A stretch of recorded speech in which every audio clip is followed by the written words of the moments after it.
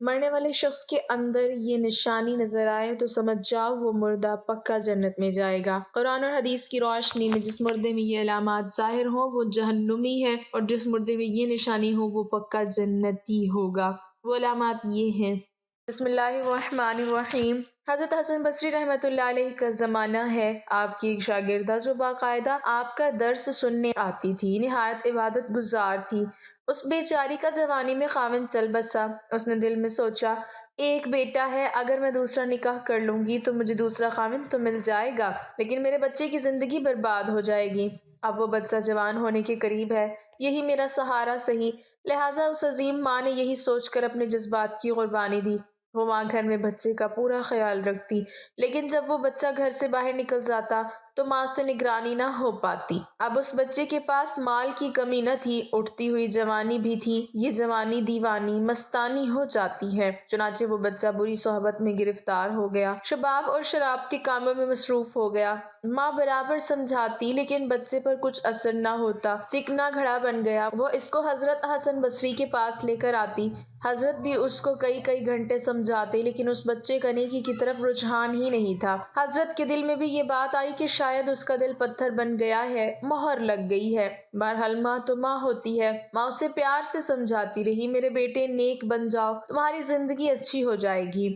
کئی سال برے کاموں میں لگ کر اس نے اپنی دولت کے ساتھ اپنی صحت بھی تباہ کر لی، اور اس کے جسم میں لا علاج بیماریاں پیدا ہو گئیں۔ معاملہ یہاں تک آ پہنچا کہ اٹھنے کی بھی سکت نہ رہی اور بستر پر پڑ گیا۔ اب اس کو آخرت کا سفر سامنے نظر آنے لگا۔ ماں نے پھر سمجھایا، بیٹا تو نے اپنی زندگی تو خراب کر لی، اب آخرت بنا لے اور توبہ کر لے۔ اللہ بڑا غفور الرحیم ہے، وہ تمہارے تمام گناہوں کو معاف کر دے گا۔ جب ماں نے سمجھایا اس کے دل پر کچھ اثر ہوا، کہنے لگا، ماں میں کیسے توبہ کروں، میں نے بہت بڑے بڑے گناہ کیے ہیں۔ ماں نے کہا، بیٹا حضرت سے پوچھ لیتے ہیں۔ بیٹے نے کہا، ماں اگر میں فوت ہو جاؤں تو میرا جنازہ حضرت حسن بصری رحمۃ اللہ علیہ پڑھائیں۔ ماں حضرت کے پاس گئی۔ حضرت کھانے سے فارغ ہوئے تھے اور تھکے ہوئے تھے، اور دس بھی دینا تھا، اس لیے کہلولہ کے لیے لیٹنا چاہتے تھے۔ ماں نے دروازہ کھٹکھٹایا، پوچھا، کون؟ عرض کیا، حضرت میں آپ کی شاگردہ ہوں، میرا بچہ اب آخری حالت میں ہے، وہ توبہ کرنا چاہتا ہے، لہٰذا آپ گھر تشریف لے چلیں۔ حضرت نے سوچا، یہ پھر دھوکہ دے رہا ہے اور میرا وقت ضائع کرے گا اور اپنا بھی کرے گا۔ سالوں گزر گئے، اب تک کوئی بات اثر نہ کر سکی۔ اب کیا کرے گی؟ کہنے لگے، میں اپنا وقت ضائع کیوں کروں، میں نہیں آتا۔ ماں نے کہا، حضرت اس نے تو یہ بھی کہا کہ اگر میرا انتقال ہو جائے تو میرا جنازہ حضرت حسن بصری پڑھائیں۔ حضرت نے کہا، میں اس کے جنازے کی نماز نہیں پڑھاؤں گا، اس نے تو کبھی نماز ہی نہیں پڑھی۔ اب وہ شاگردہ تھی، چپ کر گئی، روتی ہوئی گھر آ گئی۔ بیٹے نے پوچھا، کیا ہوا؟ ماں نے کہا، ایک طرف تیری حالت، دوسری طرف حضرت نے انکار کر دیا۔ اب یہ بات بچے نے سنی تو اس کے دل پر چوٹ لگی اور کہا، ماں میری ایک وصیت سن لیجیے۔ ماں نے پوچھا، بیٹا وہ کیا؟ عجیب وصیت کہا۔ امی میری وصیت یہ ہے کہ جب میری جان نکل جائے تو سب سے پہلے اپنا دوپٹہ میرے گلے میں ڈالنا، میری لاش کو کتے کی طرح صحن میں گھسیٹنا، جس طرح مرے ہوئے کتے کی لاش گھسیٹی جاتی ہے۔ ماں نے پوچھا، بیٹا وہ کیوں؟ کہا، امی اس لیے کہ دنیا والوں کو پتہ چل جائے کہ جو اپنے رب کا نافرمان اور ماں باپ کا نافرمان ہوتا ہے اس کا انجام یہ ہوا کرتا ہے۔ میری پیاری ماں، مجھے قبرستان میں دفن نہ کرنا۔ ماں نے کہا، وہ کیوں؟ کہا، ماں مجھے اسی صحن میں دفن کر دینا، ایسا نہ ہو کہ میرے گناہوں کی وجہ سے قبرستان کے مردوں کو تکلیف پہنچے۔ جس وقت نوجوان نے ٹوٹے دل سے عاجزی کی یہ بات کہی تو پروردگار کو اس کی یہ بات اچھی لگی، روح قبض ہو گئی۔ ابھی روح نکلی ہی تھی، ماں آنکھیں بند کر رہی تھی تو دروازے پر دستک ہوئی۔ پوچھا، کون؟ جواب آیا، حسن بصری ہوں۔ کہا، حضرت آپ کیسے؟ فرمایا، جب میں نے تمہیں جواب دے دیا اور سو گیا، خواب میں اللہ رب العزت کا دیدار نصیب ہوا۔ پروردگار نے فرمایا، حسن بصری تو میرا کیسا ولی ہے، میرے ایک ولی کا جنازہ پڑھنے سے انکار کرتا ہے؟ میں سمجھ گیا کہ اللہ نے تیرے بیٹے کی توبہ قبول کر لی ہے، تیرے بچے کی نماز جنازہ پڑھنے کے لیے حسن بصری حاضر کھڑا ہے۔ اے اللہ تو کتنا کریم ہے کہ مرنے سے چند لمحہ پہلے اگر کوئی بندہ شرمندہ ہوتا ہے تو اس کی زندگی کے گناہوں کو معاف کر دیتا ہے۔ سانپوں کے حوالے سے میری زندگی میں دو واقعات ایسے پیش آئے جو حیرت انگیز بھی ہیں اور عبرت ناک بھی۔ ان واقعات کو میں عمر بھر فراموش نہیں کر سکتی، اس لیے کم و بیش 50 سال قبل پیش آنے والا وہ واقعہ آج بھی مجھے اچھی طرح یاد ہے۔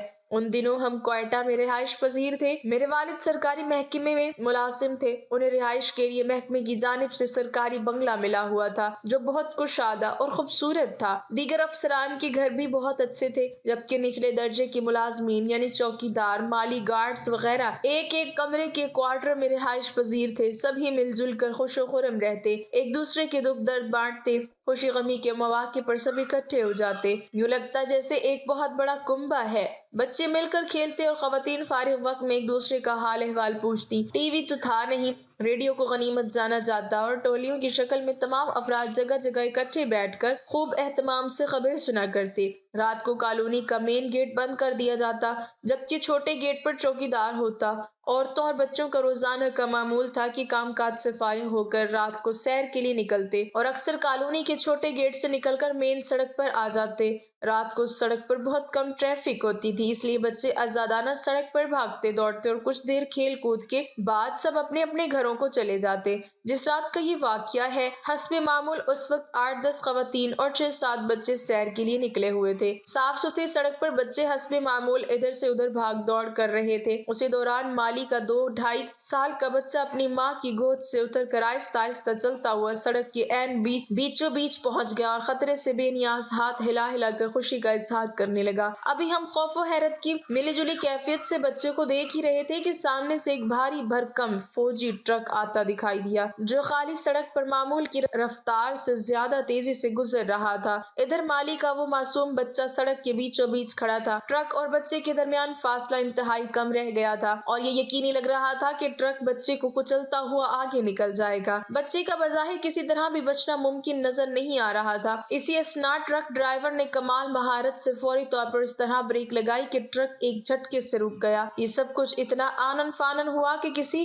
میں ہمت نہ ہوئی کہ دوڑ کر بچے کو اٹھا لے۔ سبھی حواس باختہ ہو گئے تھے۔ چند لمحے بعد حواس قابو میں آئے تو اگلا منظر دیکھ کر ہم سب ششدر رہ گئے کہ عین بچے اور ٹرک کے درمیان ایک خوفناک سانپ کنڈلی مارے بیٹھا تھا۔ ہم سب بھاگ کر وہاں پہنچے۔ بچہ ماشاءاللہ بالکل صحیح سلامت تھا، اسے خراش تک نہیں آئی تھی۔ سانپ نے جب اتنے بہت سے لوگوں کو قریب آتے دیکھا تو خرامہ خرامہ رینگتا ہوا سڑک عبور کر کے نشیب کی طرف چلا گیا۔ چاند کی روشنی میں سانپ کی جلد پوری طرح چمک رہی تھی۔ سانپ کے سڑک عبور کرتے ہی ہم سب جیسے ہوش میں آ گئے۔ بھاگ کر بچے کو اٹھا کر ٹرک ڈرائیور کی طرف دیکھا تو اس نے انکشاف کیا کہ میں نے سانپ دیکھ کر یکدم بریک لگائی۔ مجھے تو بچہ نظر ہی نہیں آیا، البتہ اتنا خوبصورت سانپ میں نے زندگی میں پہلے کبھی نہیں دیکھا۔ میں نے جب یہ حیرت انگیز منظر دیکھا تو اس میں مہو ہو کر رہ گیا۔ اسی کو بچانے کے لیے میں نے ایمرجنسی بریک لگائی، جبکہ بچہ مجھے بالکل بھی نظر نہیں آیا۔ لیکن اب مجھے احساس ہو رہا ہے کہ اگر میں ایمرجنسی بریک نہ لگاتا تو اللہ جانے بچے کا کیا حشر ہوتا۔ بہرحال ہم نے اس موقع پر اللہ تعالیٰ کا لاکھ لاکھ شکر ادا کیا کہ اس نے بچے کی زندگی بچائی۔ ہم گھر کی جانب جانے لگے تو ٹرک ڈرائیور نشیب کی طرف اتر کر سانپ ڈھونڈنے لگا، لیکن سانپ کا کہیں نام و نشان نہ تھا۔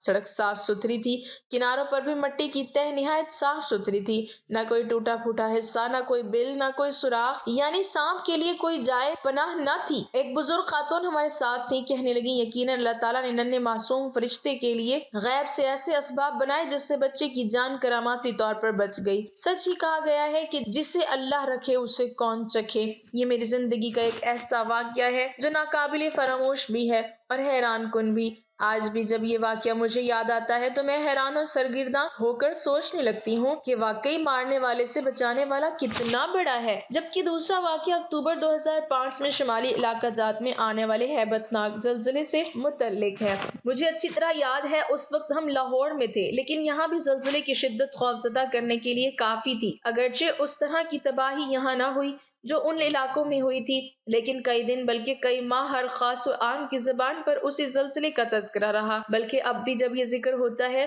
رونگٹے کھڑے ہو جاتے ہیں۔ میں ان دنوں ایک سکول میں پڑھاتی تھی۔ دسمبر کی چھٹیوں میں ابھی کچھ وقت تھا تو چند دن کی رخصت لے کر میں نے اپنے بھائی بھابھی سے ملنے کا پروگرام بنا لیا جو راولپنڈی میں رہتے تھے۔ جاتے وقت تو ٹرین سے گئی، لیکن واپسی پر ٹرین کی بکنگ نہیں ملی تو بھائی نے بس کا ٹکٹ لے دیا۔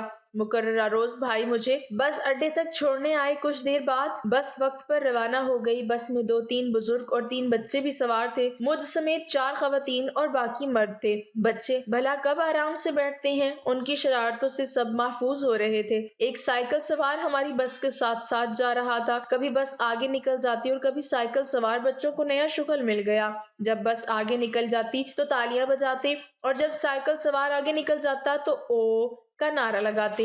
ट्रैफिक बहुत थी, इसलिए बस की रफ्तार ज्यादा न थी। आबादी से निकलकर बस जरा वीरान से इलाके से गुजरने लगी तो साइकिल सवार बिल्कुल बस के करीब आ चुका था। अचानक बस में सांप सांप का शोर मचा। उस दौरान शोर होने पर सांप की तलाश शुरू हुई। यकायक एक मुसाफिर ने अपनी सीट के नीचे एक जहरीले सांप को देखते हुए उस पर काबू पा लिया। उसने शीशा हटाया और बड़ी फुर्ती से सांप को खिड़की से बाहर फेंक दिया। सांप सीधा साइकिल सवार के ऊपर जा गिरा। अगले ही लम्हे साइकिल सवार जमीन पर गिर कर तड़पने लगा। ये मंजर देखते हुए बस ड्राइवर ने फौरी ब्रेक लगाते हुए बस रोक दी। बस के तमाम मुसाफिर नीचे उतरे। उस जहरीले सांप ने साइकिल सवार को डस लिया था, जिसके जहर के असर से साइकिल सवार तड़प तड़प कर कुछ ही लम्हों में जमीन पर ढेर हो गया। हम तमाम मुसाफिरों के लिए ये वाकया बहुत अफसोसनाक भी था और हैरत अंगेज भी कि एक साइकिल सवार जो बस का मुसाफिर भी न था, जिसका सांप से कुछ लेना देना ही नहीं था, किस तरह आनन फानन सांप के जहर का निशाना बनकर मौत की वादी में उतर गया। जबकि जिस बस में हम तमाम मुसाफिर मौजूद थे, वहाँ उस जहरीले सांप की मौजूदगी से सब लाइल्म भी रहे और महफूज भी। हम सब गम और दुख के बायस उसी सोच में गुम थे कि न जाने ये किसका भाई, किसका बेटा और किस खानदान का फर्द है जिसे अचानक अजल ने उचक लिया।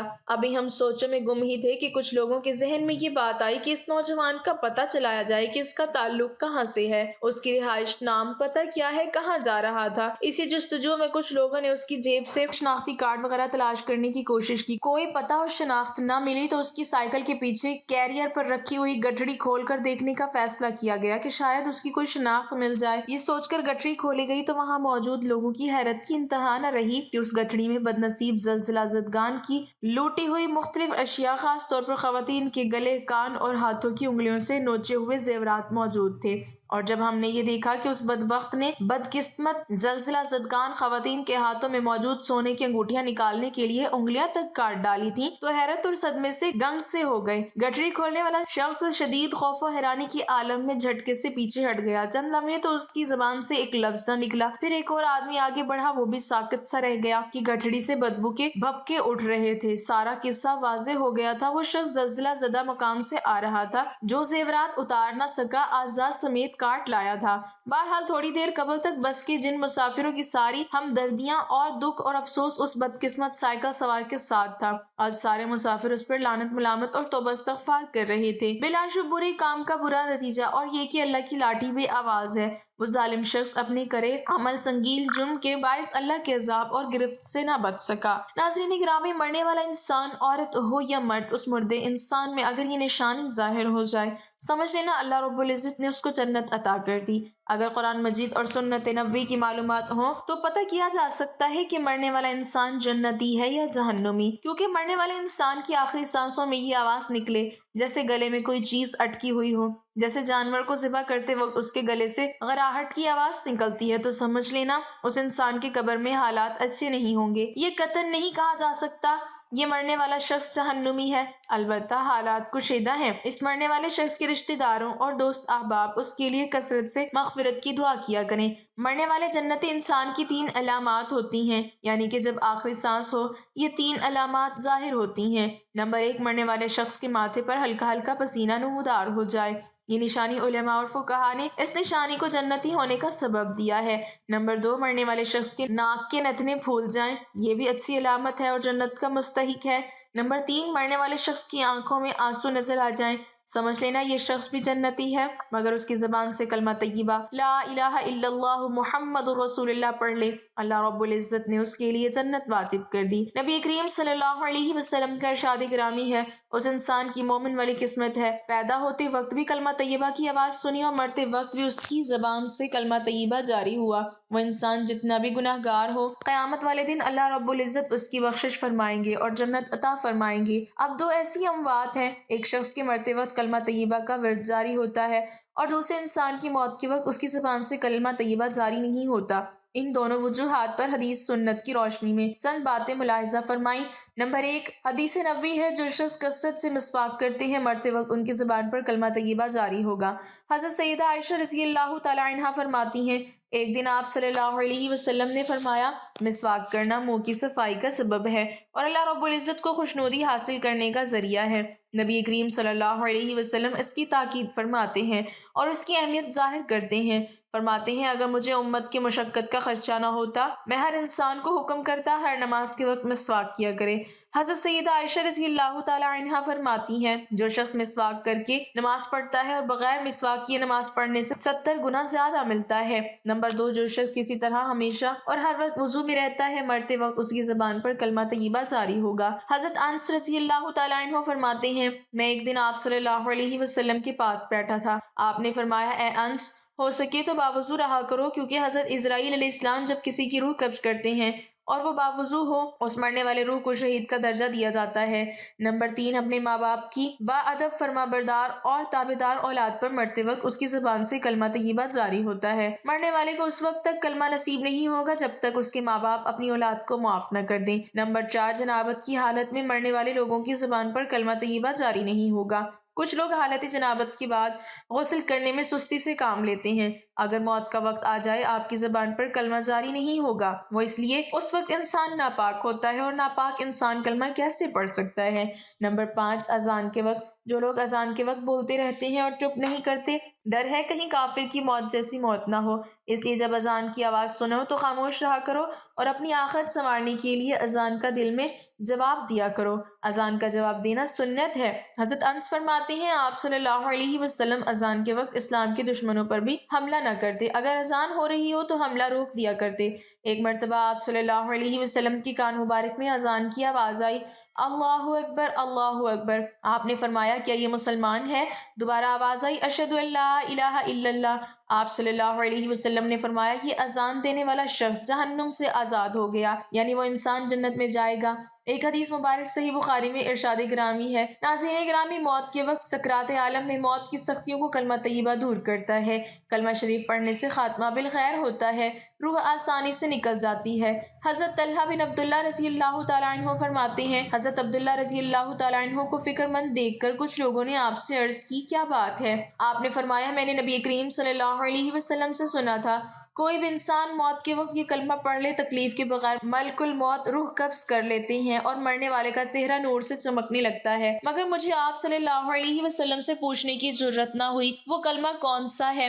حضرت عمر رضی اللہ تعالیٰ عنہ نے فرمایا، مجھے اس کلمے کے بارے میں معلوم ہے۔ حضرت عبداللہ نے فرمایا، مجھے بتاؤ۔ آپ نے فرمایا، نبی کریم حضرت محمد مصطفیٰ صلی اللہ علیہ وسلم جو کلمہ مبارک اپنے چچا حضرت ابو طالب کو عنایت کیا تھا، لا الہ الا اللہ محمد رسول اللہ۔ حضرت طلحہ رضی اللہ تعالیٰ عنہ نے خوش ہو کر عرض کی، کیا یہی ہے؟